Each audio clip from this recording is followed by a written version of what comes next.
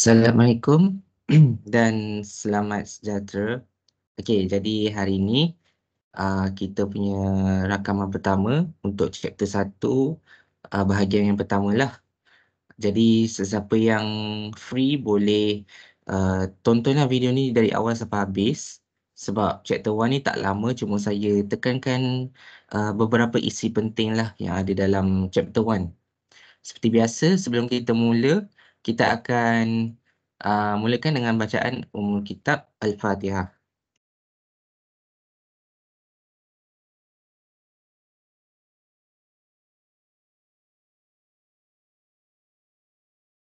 Okey, so untuk chapter 1 ni biasanya dia more kepada kefahaman dan teori lah. Kemudian dia ada sedikit pengiraan berkenaan dengan basic statistik. Jadi hari ini kita akan tengok apa yang ada dalam chapter 1. Okey, so dekat sini kita pecah kepada 4 topik lah. Okey, first introduction seperti biasa. Kemudian kita ada introduction of the data, kita ada banyak jenis data. Kemudian kita ada graphical display dan pengiraan lah, measure of central tendencies. Okey, so biostatistics ni dia ada banyak definition lah kalau kita tengok kat Google. Cuma kalau nak faham, biostatistik ni dia more kepada medical, dia more kepada bidang kesihatan. Tak kisahlah dari segi hospital ke ataupun um, apa orang panggil, apa, alam sekitar ke, just dia nak kira, dia nak applykan statistik tu dalam bidang-bidang tersebut, dalam bidang biodiversity. Sebab tu kita panggil dia biostatistics. Okey. Dan di sini kamu boleh tengoklah dia ada more kepada kesihatan lah, health related. Okey. Jadi more health related ni macam saya cakap tadi lah, hospital, National Institute of Health dan sebagainya. Okey. So kat sini dia ada banyak lah yang melibatkan eksperimen. Biasanya orang akan buat eksperimen dan akan collect data lah. Yang tu mostly akan melibatkan statistik. Sebab dia ada analisis data, ada interpretation dan sebagainya. Kemudian dia juga boleh berkait dengan clinical, okay, public health dan sebagainya. So kalau kamu baca, kamu akan nampaklah konsep biostatistik ni mau kepada kesihatan lah ataupun nyawa. Okay. So kat sini awak baca je dia punya sedikit uraian. Okay, dan masing-masing ada nota kan dekat kelas masing-masing. Yang tu memang reference daripada Google lah. Yang Dr. Haida bagi tu korang refer je definition dia. Yang ini dia punya huraian sahaja. Okay. Alright, so sebenarnya biostatistik punya introduction ni tak banyak, dia sikit je. Tapi korang kena hafal lah. Sebab major korang adalah hafal kan dan faham. Jadi kena faham lah apa itu statistik yang diaplikasikan dalam biodiversity. Okey, seterusnya. Yang ini penting lah. Dia more kepada pengenalan statistik. Okey, tapi sebelum kita pergi dekat statistik, kena faham dulu. Kita kena faham bahawa statistik ni dia melibatkan data. Okey, so data ni dia ada dua jenis. Okey, mungkin kamu ada belajar dekat survey and monitoring sampling saya rasa. Dua benda ni kamu ada belajar, kualitatif dan kuantitatif. Dekat universiti lain dia orang akan belajar tapi dia orang rasa macam benda ni tak familiar. Jadi dia orang kurang faham sikit lah apa itu kualitatif dan kuantitatif. Tapi kita punya universiti ni, kita punya detention ni banyak melibatkan industri dengan research. So pelajar semua kena ambil tahulah apa itu kualitatif dan kuantitatif. Walaupun mereka bukannya daripada statistik sebab benda ni akan relate dengan kita punya research. Bila kita buat PSM, bila kita sama master, PhD semuanya, semua tu akan relate dengan kualitatif dan kuantitatif. So korang kena tahulah. So kualitatif dengan kuantitatif ni nak beza dia senang je kita fahamkan. Kalau kualitatif, okey, kualitatif ni adalah dia macam more kepada kualiti ataupun variable yang kita anggap dia sebagai kategori. Sebab tu nama dia selalu dianggap sebagai categorical variables. Kategori ni contohnya macam kategori rambut. kategori warna. Okey, kategori warna, warna rambut, warna mata, alis mata kan. Kemudian movie kategori yang macam mana. Contohnya rambut ni warna dia adalah brown, black kan, sama dengan eye.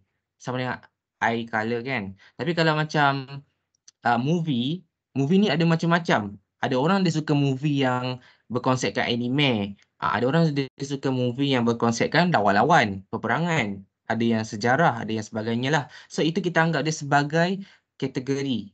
Okay, kategori romantik ke kan. Sama juga dengan jantina. Okay, jantina kita ada dua kategori. Kita ada male, kita ada female. Okay, dua sahaja kategori. Tak ada tiga Yang tiga tu mungkin lain lah. Okay, dekat alam lain. Alright. So kena faham lah kualitatif ni dia melibatkan kategori lah. Kalau kuantitatif, dia punya kata dasar dia adalah quantity. Bila melibatkan kuantiti, dia akan sentiasa berkait dengan nombor. Sebab dia kuantiti kan. So kuantitatif variable ni sentiasa dalam numerical terms. Okay, nombor Di sini nombor. Contohnya macam ketinggian, dia punya berat, kita punya suhu, suhu bilik dan sebagainya lah. Contohnya dia tak sentiasa apa orang panggil, dia tak sentiasa continuous variable. Dia boleh jadi kuantitatif ni dalam bentuk discrete variable. Contohnya macam nombor bilangan pen. Okey, bilangan pen dalam kotak itu adalah kuantitatif. Okey, semua yang melibatkan nombor semua kuantitatif. Tak kisahlah dia continuous ataupun discrete. Sebab kuantitatif ni dia terbahagi kepada dua, discrete dengan continuous. Okay, yang kita akan belajar dekat chapter 2. Saya rasa kamu dah belajar dekat chapter 2 masa face to face class hari tu kan, yang first time tu kan. So korang dah faham lah apa beza discrete dan continuous. Kalau kualitatif, okay, kualitatif ni dia ada jenis-jenis dia lah. Dia ada kategorikal dia ada kategori, dia ada skala Likert. Okay, skala Likert yang biasanya kita buat dekat Google Form Survey. Maksudnya kalau awak buat soalan berteraskan psikologi, contohnya macam dia ada 1 sampai 5 kan. Dia ada strongly disagree kan. Strongly disagree.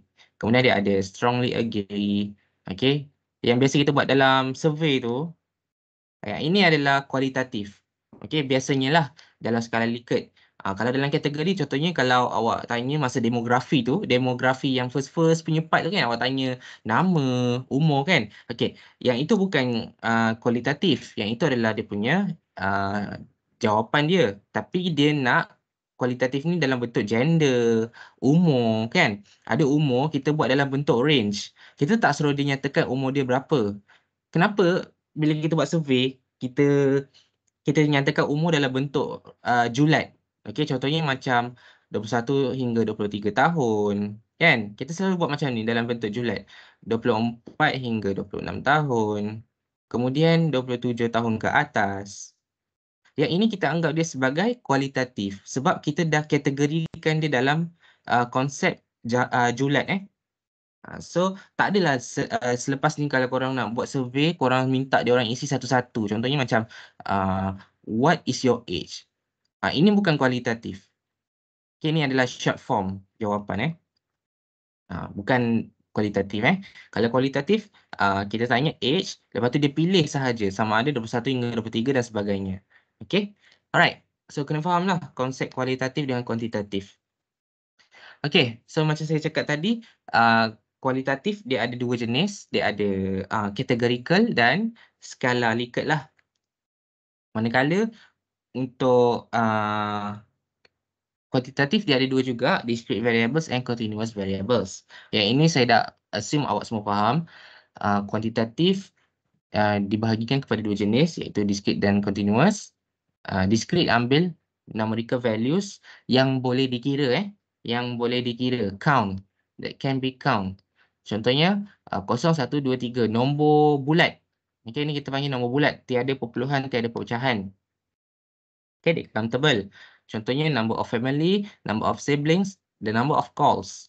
Continuous variables, kalau kamu nak tahu, dia adalah nombor yang berterusan.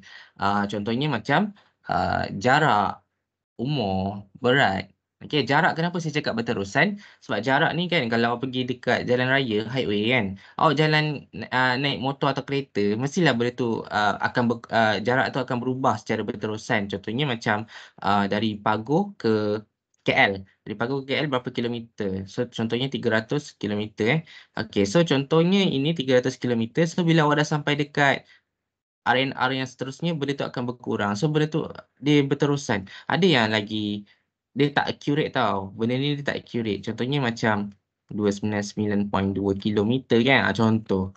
Jadi dia continuous. Okay, continuous tu semua dah tahulah. Alright, so biasanya dia include fraction dalam pecahan ataupun dalam perpuluhan decimals Okay, yang ni basic awak dah tahu. Yang ini yang kita tak cover masa dalam kelas hari tu. So semua kena faham lah apa yang dimasukkan dengan data. Data ni dia adalah satu ciri-ciri ataupun konsep yang ada dalam data objek. Contoh, kita ada 4 jenis data. Okey, kita ada data nominal, ordinal, ratio, interval. Okey, nanti awak akan faham apa beza 4 ni. Tapi sebelum tu awak kena faham distribution data yang hanya satu atribut sahaja dianggap sebagai univariate.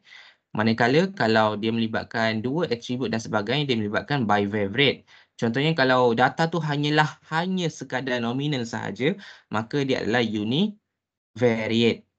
Tapi kalau data tu dia adalah berkonsepkan nominal dan ordinal ataupun nominal dan ratio atau dia bergabung dengan antara satu sama lain, dua atribut atau lebih, maka kita anggap dia sebagai bivariate. Okay, so apa itu nominal, apa itu ordinal, apa itu ratio dan apa itu interval? Okay, nominal ni biasanya kata dasarnya kita anggap dia sebagai nama. Okay, nama. Confirm dia akan dianggap sebagai categorical data. Kenapa? Sebab, ialah nama kan. Contohnya macam warna. Warna pun ada nama-nama dia tersendiri. Contohnya warna hitam. Hitam tu adalah nama bagi warna. Okey. Warna hitam, warna coklat, warna oranye dan sebagainya. Dan kita anggap dia sebagai categorical data. Walaupun dia tak macam kategori pun. Kan? Tapi sebenarnya dia categorical data sebab dia adalah nominal di bawah attribute nominal. Sama juga kalau status perkahwinan. Ada yang single lagi. Ada yang dah berkahwin. Itu pun kita anggap dia sebagai status ataupun nama gelaran bagi seseorang, status seseorang itu. Okay. So single, kita lah single. Ada yang dah bercouple, tak ada couple kat sini Single dengan married. Single, married, divorce, widowed. Itu adalah categorical juga. Tapi dalam konsep nominal attribute. Okay. Jadi kadang-kadang kenapa kita anggap dia nominal? Biasanya kalau coding, kita akan start dengan nombor kosong. Okay. So kita boleh assume kalau dia kosong, dia adalah hitam. Tapi kita boleh juga jadikan kosong tu warna hijau. Ini kita declare sahaja. Declare tu maksudnya kita yang nyatakan sesuka hati kita. Masa kita nak buat survey kan? Kadang-kadang bila kita nak buat coding, kita tak boleh nak guna bahasa nama.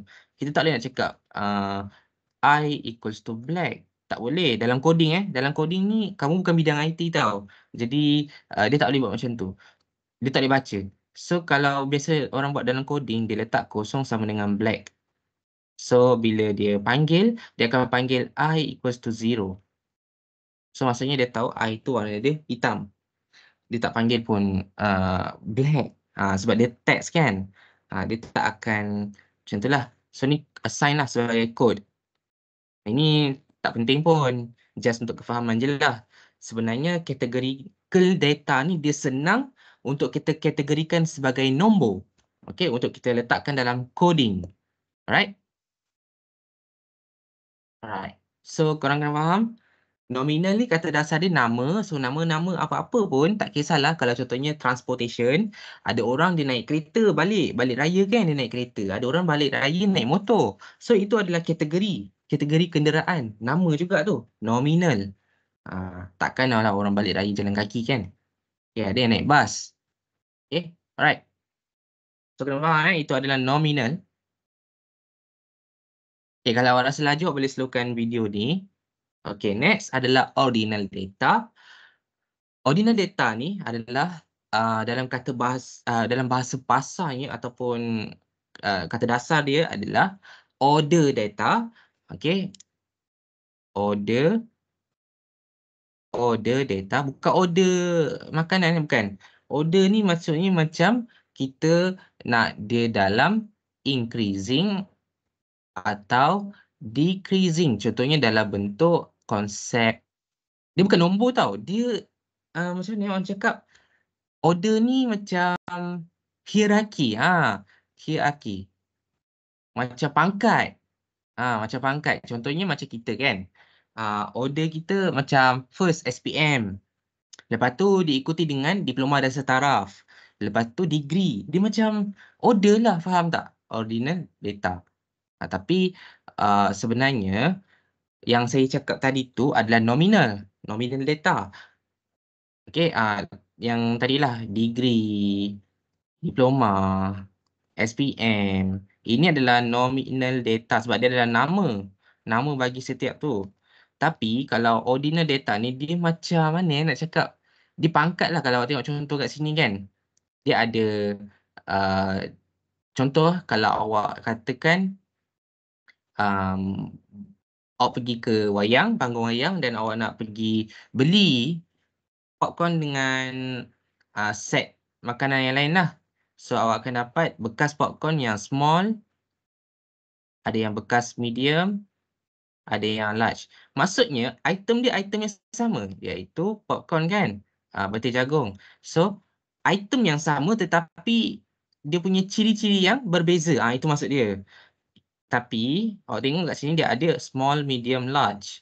So kita anggap dia sebagai ordinal data sebab dia diikuti dengan susunan menaik small, medium, large. Ada tak orang buat Google Form, dia buat macam ni? Medium, dia start dengan medium, tiba-tiba small, tiba-tiba large. Mana ada orang buat macam ni kan? So orang akan order benda ni ikut turutan menaik. Dia akan start dengan small, dia akhiri dengan large masa dia buat Google Form. So kena faham lah, ini adalah ordinal data. Okay. Dan ada juga dalam bentuk kita tanya keputusan peperiksaan pelajar tersebut dalam bentuk Google Form. So pelajar tu dia just kena uh, tick kan ataupun dia kena tulis dekat Google Form tu yang dia dapat grade sekian-sekian. Contohnya macam A+, A tolak. So benda ni sebenarnya dia adalah ordinal data sebab apa? Sebab dia ada pangkat dia masing-masing. A+ menunjukkan bahawa markah orang tu tinggi sangat. Ranking dia tinggi. Ada juga dia tak gunakan grade sebagai ranking. Ada orang dia letakkan sebagai Likert scale. Yang ini yang paling selalu pelajar universiti buat masa dia orang buat masa SEM 1, SEM 2 dan sebagainya lah. Dia buat survey kan. Terutama subjek falsafah dan kenegaraan. Dia buat survey. So pelajar akan buat Likert scale. Likert scale ni ada yang saya cakap tadi lah. Strongly disagree, strongly agree. Benda tu dia macam pangkat masing-masing. Strongly disagree maksudnya orang tu sangat-sangat tak setuju. So faham-faham lah dia punya maksud dia macam mana kan. Tapi konsep dia dalam satu item yang sama. Contohnya question 1 tapi pecah 5 level. Level yang rendah. Okay, level yang rendah 1. Level yang sederhana rendah, level yang setengah-tengah, level yang sederhana tinggi dan level yang paling tinggi, 5 lah. So dia ada strongly disagree, neutral, agree and strongly agree. Yang ini biasa dalam Likert scale lah. So dia order. Kita tak ada pun susun dalam Google Form, kita tak ada susun dia start dengan neutral. Tiba-tiba start dengan strongly disagree. Mana ada orang buat macam ni? Betul tak? So dia order data. Okay, ordinal data.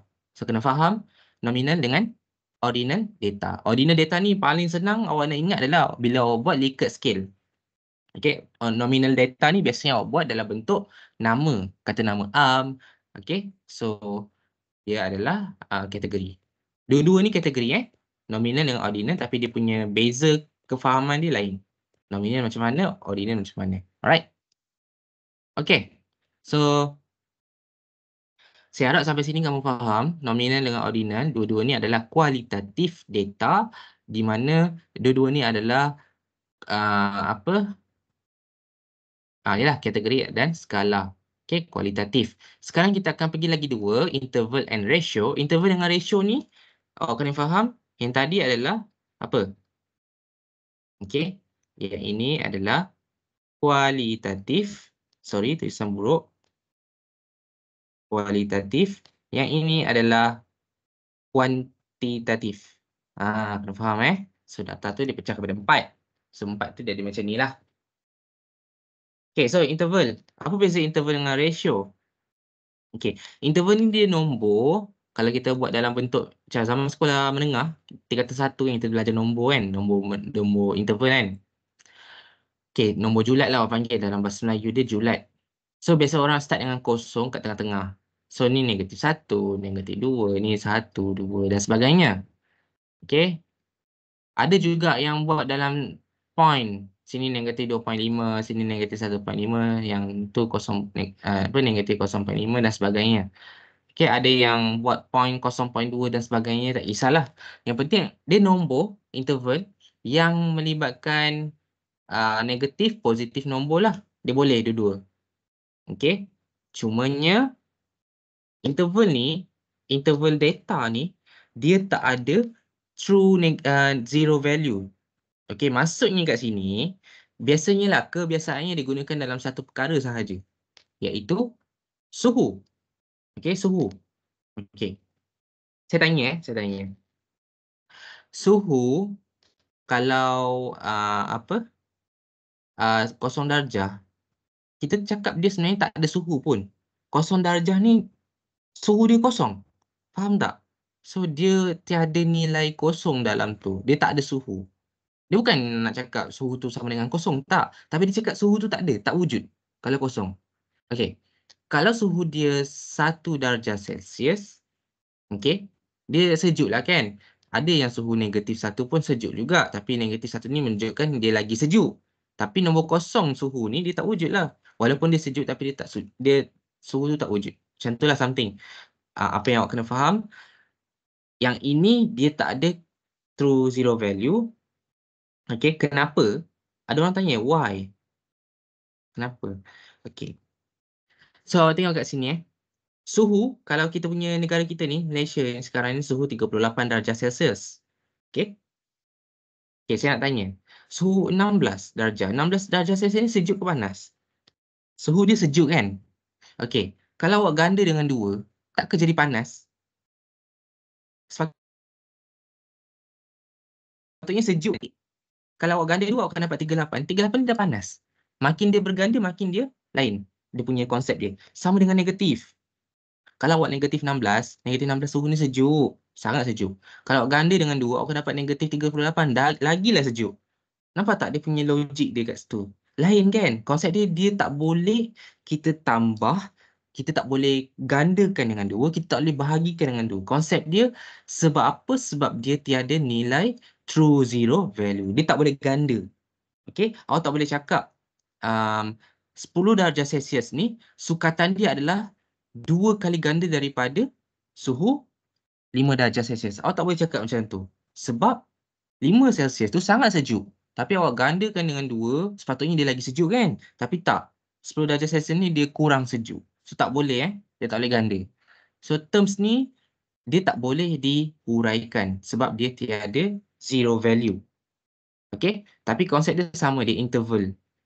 Okay, kena faham Sebab tu, interval data ni sentiasa digunakan dalam konsep suhu sahaja. Temperature. Dalam Celsius ataupun dalam Fahrenheit. F. Okay. Kalau awak baca dekat sini, ratio ni dia terbalik. Ratio ni sama macam tadi. Dia nombor juga. Ada negatif, ada positif, start dengan kosong, dia ada point-point, pecahan dan sebagainya. Betul tak? Okay. Tapi, dia punya beza dia satu je. Beza dia hanya adalah dia ada true zero value yang membawa maksud dia boleh multiply. multiply. Yang boleh gandakan ataupun boleh bahagikan. Multiply or divide. Contoh. Kotak tu, kan? Kotak tu berat dia 50 kilo. Sorry. Kotak tu berat dia adalah 25 kilo. Kemudian, kalau awak ambil seorang ni, awak kira dia punya berat dia adalah 50. Awak pergi dekat penimbang, okey, penimbang manusia tu kan. Okey, penimbang tu yang kat lantai kita pijak tu kan. Awak letaklah kotak. Okey, letak kotak 25 kilo. Awak letak lagi satu kotak yang sama, dia akan jadi 50 kilo. 50 kilo sama dengan 2 kotak. Kan? Sebab benda tu boleh digandakan. Awak gandakan kotak tu, maka dia punya berat juga akan berganda. Sama juga dengan orang, awak boleh ukur bahawa satu manusia ini yang beratnya adalah 50 kg, okey, adalah sama dengan 2 kali kotak. Okey? Okey, 25 kg per box. Okey? So, yang ini awak boleh katakan dia adalah ratio scale ataupun dalam bentuk skala. Okey, skala dia boleh ganda. Okey, so data-data ni kuantitatif. Beza dia yang tadilah, dia ada true zero value dengan tak ada true zero value. Itu je yang maksudnya, apa yang dimaksudkan dengan zero value, yang ini maksud dia. Dia boleh ganda ataupun dia tak boleh ganda. Okey? Right, so ni contoh-contoh dia. Awak boleh tengok nominal, awak boleh tengok zip code, okey, awak boleh tengok gender, male, female, okey, M dengan F. Kemudian eye color ada banyak, political affiliation, major field and nationality. Nationality ni macam kenegaraan dia lah, warga negara ataupun tidak. Ya atau tak, 0 atau 1, kan? Okey, ya. IQ. IQ ada yang orang kalau tengok meme kan, IQ tambah 200, IQ tolak 100. Awak tak boleh cakap awak tak boleh cakap IQ 200 adalah 2 kali ganda daripada IQ 100. Tak. IQ 200 ni dia punya level lain. Okay, lain sangat-sangat lain. Setiap IQ tu level dia lain-lain. Maksud dia tak boleh berganda. Okey. IQ sama dengan 200 tak sama dengan IQ sama dengan 100 kali 2. Tak salah. IQ tak boleh darab. Temperature pun tak boleh darab. Ratio awak boleh darab. Okey, ketinggian, berat, masa. Masa pun sama. Awak boleh cakap masa tu kalau awak pergi edit video dekat TikTok ke, dekat apa, CapCut ke kan. So awak boleh fast forward. Kan awak perasan ada fast forward kan? Dia ada fast forward times 1.5 times 2.0 kan. Yang ini sebab dia ratio. Dia boleh percepatkan berapa kali ganda. Itu kita anggap dia masa kan. Masa pun boleh ratio. Gaji dia 2 kali ganda. Oh, so orang selalu cakap macam tu. So ratio ni dia boleh berganda. Umur pun sama. Umur ni awak boleh cakap, awak boleh bagi tahu yang bahawa jangka hayat manusia dengan kura-kura macam berapa lama, berapa beza dia kan. Saya tak tahulah jangka hayat kura-kura berapa, penyu berapa tahun. So berapa kali ganda daripada jangka hayat manusia. So manusia kan basically normally 100 tahun kan. So kalau kura-kura atau penyu berapa tahun. So boleh gandakan berapa banyak. Okay. Alright, so ordinal grade dia boleh pilih A, B, C ataupun judging ataupun tempat duduk dia, kedudukan dia, first, second and third. Rating scale skala Likert dan ranking of the tennis player. So macam tadi ranking dia first place, second place dan sebagainya. Alright, so itu sahaja 1.1 dengan 1.2. Video ni agak panjang, awak boleh skip ataupun awak boleh slow kan. Dan itu awak boleh anggap dia adalah ratio level. Okay, sebab dia melibatkan masa kan. Alright, so itu sahaja. Kita sambung pada video yang seterusnya.